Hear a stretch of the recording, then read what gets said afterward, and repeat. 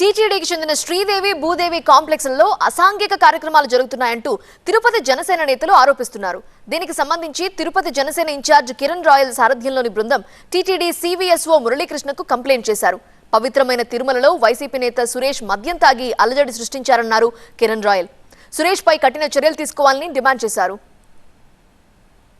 అసాంఘిక కార్యకలాపాలకు శ్రీదేవి భూదేవి కాంప్లెక్స్ అడ్డాగా మారిపోయినాయి. గంజాయి తాగే వాళ్ళకి, మద్యం సేవించే వాళ్ళకి రకరకాలుగా చూస్తుంటాం. కానీ వాళ్ళకి శ్రీదేవి కాంప్లెక్స్లో షాపింగ్లు ఇచ్చేటప్పుడు కండిషన్ ఉంటుంది. ఏమంటే అక్కడ మద్యం సేవించకూడదు, మాంసం తినకూడదు, అమ్మకూడదు అని ఉంటుంది.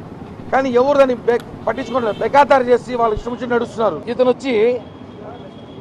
ఇతని ఒక టర్మరిక్ టుమ్రీ గాడి గురించి నేను మాట్లాడినాను. ఇతనుకున్న పదవి గురించి మాట్లాడతా. నేను ఈరోజు టీటీడీ అధికారులు కలిసి సివిఎండ్ఎస్ఓ గారిని, ఈఓ గారితో కూడా మాట్లాడినా. ఇతని మీద యాక్షన్ తీసుకొని టీటీడీ వాళ్ళు ఎందుకు తీసుకోవాలంటే భవిష్యత్తులో ఇంకొకసారి ఎవడు కూడా శ్రీదేవి భూదేవి కాంప్లెక్స్లో మద్యం తాగాలన్నా, గంజాయి తాగాలన్నా ఆలోచించాల్సిన విషయం ఉంది. మేము ఒకటి అడుగుతున్నాం ఈరోజు భూమల కరుణాకర్ రెడ్డి గారిని, మీరు ఇతని మీద చర్యలు తీసుకున్న తర్వాతే ఇంకోసారి టీటీడీ మీద మాట్లాడండి.